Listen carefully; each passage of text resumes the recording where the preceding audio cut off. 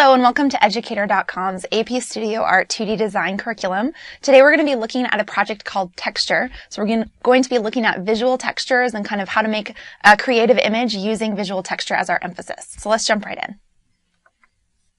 All right, so everything has a texture. Some textures are smooth and soft, some textures are fuzzy and, cozy, and some textures are prickly and will poke us and hurt us, but everything has a texture.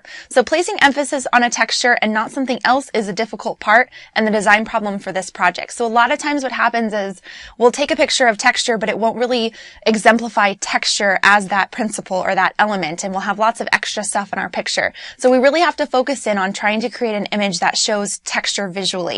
So creativity is extremely important. We do not want any flat images. So a lot of times we'll see interesting textures like a brick wall or some kind of rough kind of textured wall or a grate on the floor or something like that. And even though it has a texture to it, or even a smooth texture, even though it has a texture, we look at the picture and it looks more like a form photo, or it looks more like a flat photo. So make sure that whatever you decide to take pictures of, it's still an interesting photograph and that you really appreciate the type of texture that you're going to be photographing.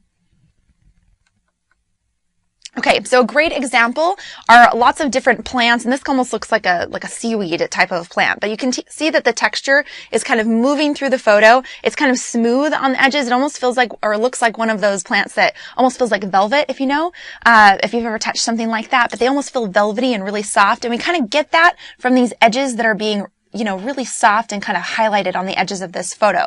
So this picture could also be, we could also consider that it has, a lot of negative space with some of these darker edges that are blurred out. But basically the emphasis for this image is really based on the texture and these kind of shapes that are being created. So this is a great example of texture.